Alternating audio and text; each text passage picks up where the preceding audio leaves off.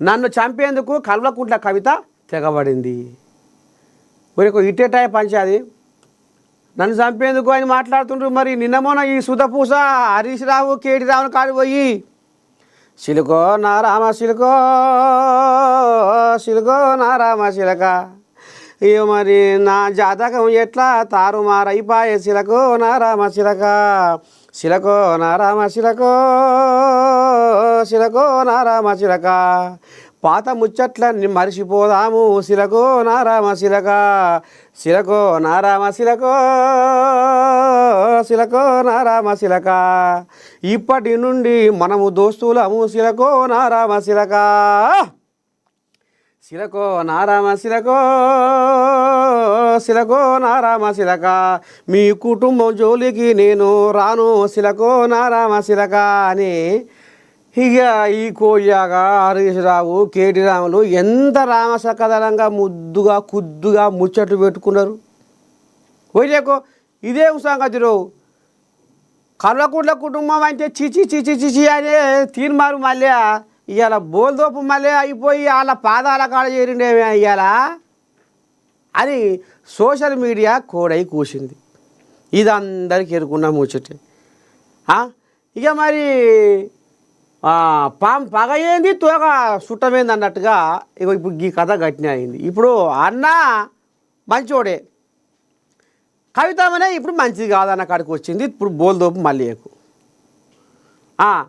ఇక ఈ మళ్ళీ నిన్న మన ఇక కేటీ రావులతోటి హరీష్ రావుతోటి రాసుకొని పూసుకొని తిరిగిండు.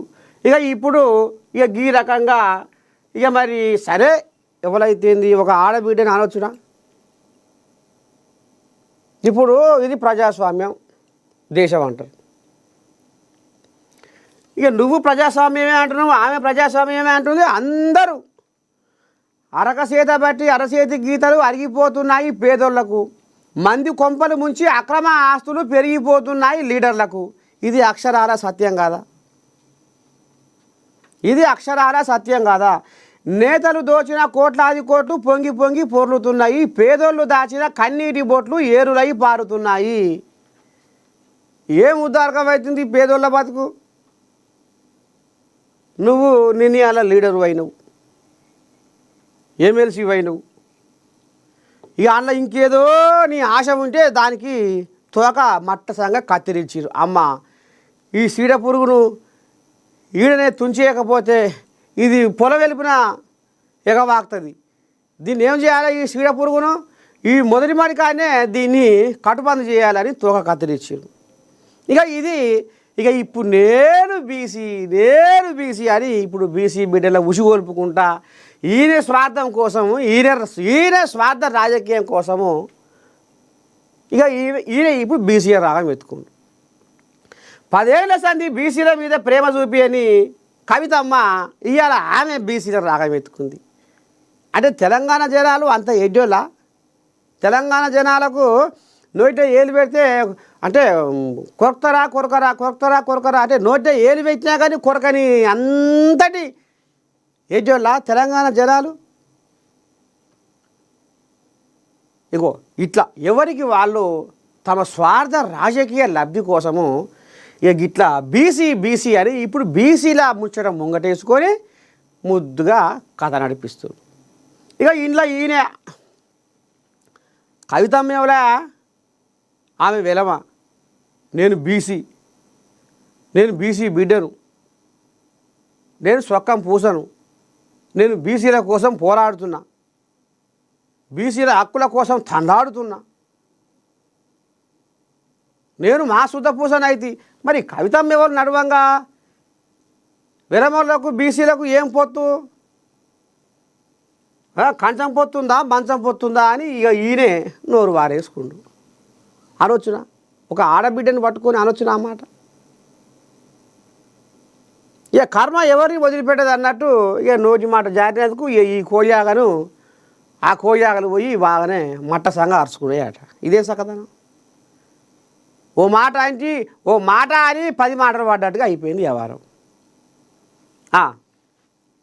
ఇక ఈయన పని ఇట్లా ఉంది. ఇక ఈమె తీర్మారు మల్లారను ఇప్పుడు అరెస్ట్ చేయాలి. మీరు ఏదో అనుకుంటున్నారు, ఇక్కడ మాట్లాడేది కవితమ్మ కాదు, అగ్గి రవ్వ. నా సొంటలోని కోట్లాది మందిని తయారు చేస్తా ఆడబిడ్డలా, అగ్గి రవ్వలా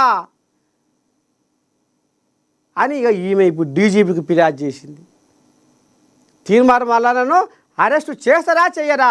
ఏంది ఈ మాటలు? అంటే ఆడబిడ్డలు బయటికి వెళ్ళొద్దు, ఆడబిడ్డలు రాజకీయం చేయదు, ఆడబిడ్డలు అంటే ఇంత చురకననా అనేది ఇప్పుడు ఈమె ముంగటేసుకుంది. మొన్నటిదాకానేమో తీర్మార్ మల్య వీళ్ళ అన్నతోటి వీళ్ళ బావతోటి రాసుకొని పూసుకొని తిరిగిండు. ఇదంతా ఎరుకున్న ముచ్చటే.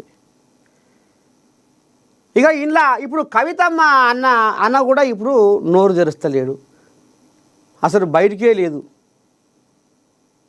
ఇక వాళ్ళ ఇంట్లో పంచాయతీ చేయబట్టే మరి మా చెల్లెని బాగానే తిట్టిరు, బాగానే అన్నారని ఇప్పుడు ఆయన అన్నకున్నదా? అసలు ఏమి నడుస్తుంది చూసిరా? రాజకీయం అంటే ఇవాళ తోడబుట్టిన రక్త సంబంధాలను కూడా ఏ రకంగా దూరం చేసుకుంటుందో చూసినాం ఆల్రెడీ.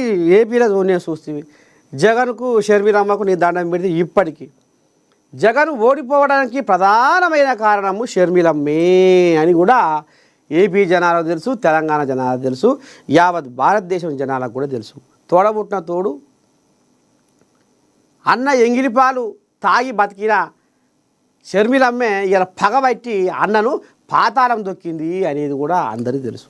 ఇక ఇప్పుడు కూడా మరి గదే కయ్యం పుట్టబోతుందో ఏమో, పుట్టినట్టే ఉన్నది. ఎందుకంటే ఆమె నోట ఆమె అన్నది మాయ దేవుడే కానీ మాయ చుట్టే దయ్యాలు ఉన్నాయని. అమ్మ చెల్లె దయ్యాల సంగతి ఏందో ఇక నువ్వు ఏ చిక్కుల పడవా, ఏ ఆపదలో పడవా, నేను పట్టించుకోను. అసలు ఇక నీ తెరువు రాను, నీ జోలి నీ శుద్ధి ఏది పట్టించుకోను. అన్న సంగతి ఏందో, అన్న ఇలువేందో నీకు తెలియాలని ఇప్పుడు ఆయన మొండికేసి కూర్చున్నట్టుండు. సరే, ఇప్పుడు బీసీల చుట్టూ ఇవాళ రాష్ట్రాలే కాదు ఇవాళ దేశం మొత్తం బీసీల చుట్టే తిరుగుతుంది. మరి ఈ కథ ఏంది, ఏం కథ? ఇవాళ మనం తప్పు ఎవరిది అనే దాని మీద ఒక కాంగ్రెస్ లీడర్ని లైన్లో తీసుకుందాము, ఒక బీసీ బిడ్డను కూడా లైన్లో తీసుకుందాం. ఓ పిల్లగా ఫోన్ కలుపు ఆ కోజాకు.